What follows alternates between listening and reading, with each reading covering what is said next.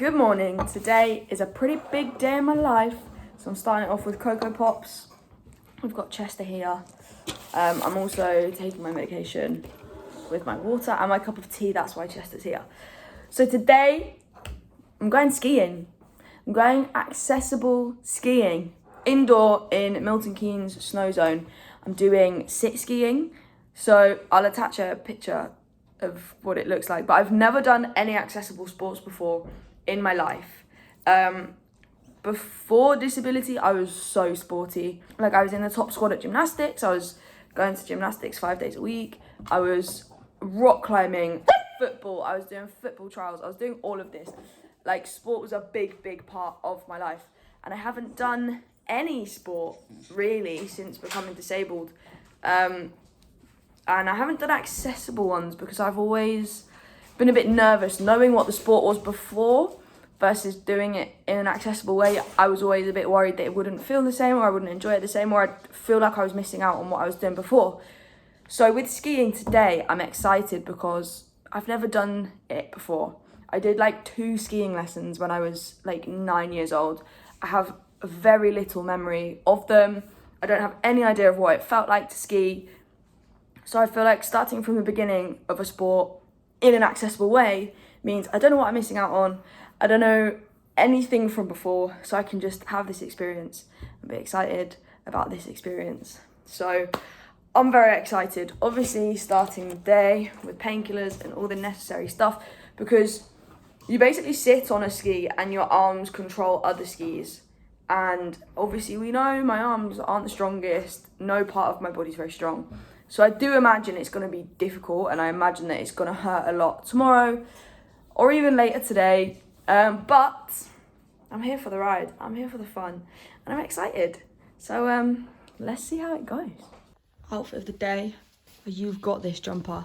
I like it because the back says don't trip over what's behind you. And I find it quite ironic when I'm sitting in a wheelchair. Ralph Lauren polo waterproof trousers, which I actually bought to walk you, Ralph Lauren Henry, didn't I? With t-shirt and joggers underneath because I've been told that I might get cold. And then recently I was very lucky, and I got sent a dry robe, an accessible dry robe, an adapted dry robe. It is my new favourite thing in the whole wide world, and everyone laughs at me for it. When in the future, when I'm back at work, I'll show you the bottom bit with the top, because it's got the jacket for the top with all its accessible design, and then there's like a leg section, like a tube that goes around your... It's so good.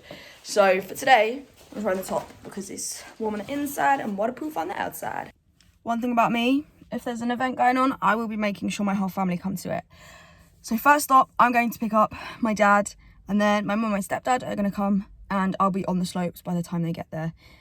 So any footage you see from now on has been taken by my mum.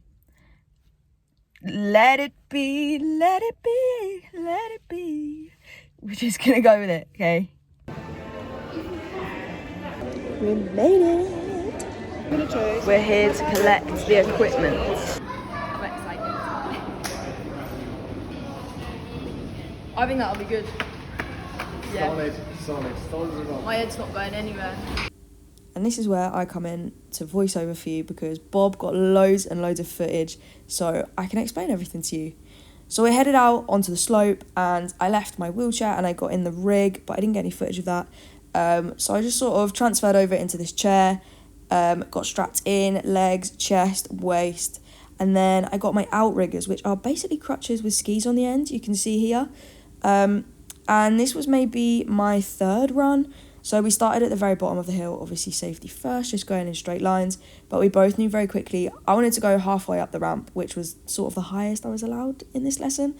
So I wanted to do that straight away. So we did. And you can see here my instructor is holding sort of a chain rope thing behind me that is controlling my speed, because I have 0 control over that at this moment in time. And this run was all about me just sort of learning to stay upright and how to use these outriggers, although I tend to just prefer lifting them off the floor and balancing, which is obviously not the best, but we made it down, and I absolutely love this instructor. We had the best time. He understood as soon as he met me what I wanted to do, how competitive I am, and how I wanted to be the best at this. So here you can see I'm trying to set myself off. It is very heavy, this unit is very heavy for me to push. And now we're just sort of talking about the route that I'm going to take down the hill, and I'm getting so much better at turning corners. It is all about matching up your waist with your arms, and obviously with my lack of coordination that is quite tricky to do, but I feel like I'm getting the hang of it here. I've also learned that to slow down you've got to turn the corner, and you stop by essentially turning, and it's very confusing to get your head around. You can't stop. Normally they teach you pizza with your skis, where you put your two skis into the shape of a pizza, but I couldn't do that. But I was so pleased on this run because I got to do my first time independently. Just at the bottom he let go and let me have a go because he trusted me, but this time the minute he let go I fell down, so joke's on him.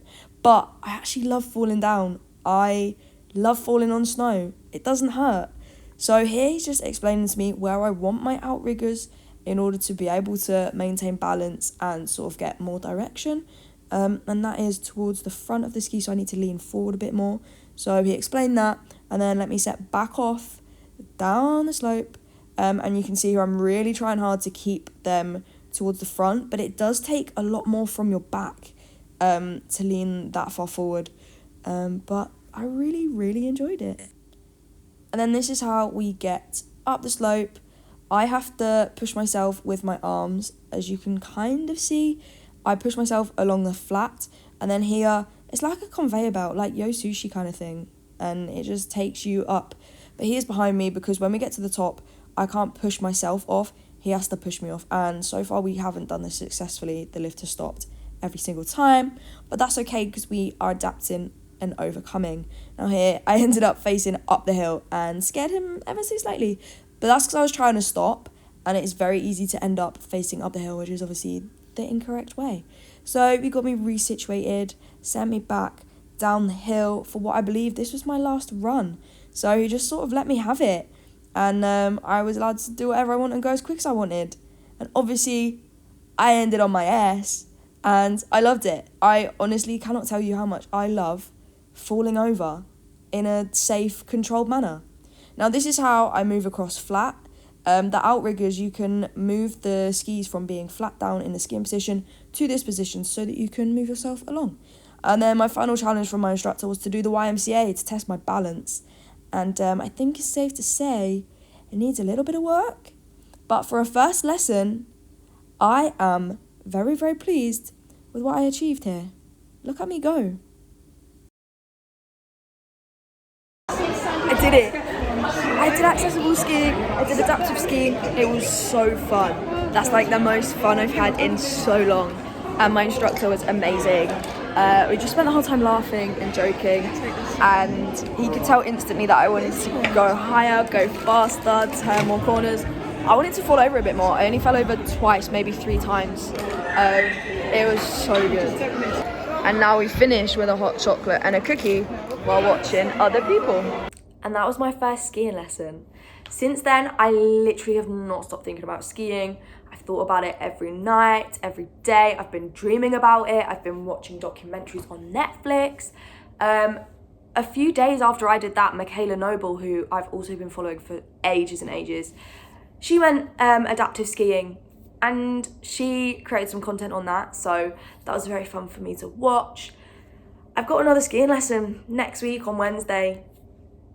And now I use a mono ski, which has one ski underneath it rather than the bi ski. I want to say that's a bi ski with 2 skis underneath it. So I'm leveling up. I'm working my way up.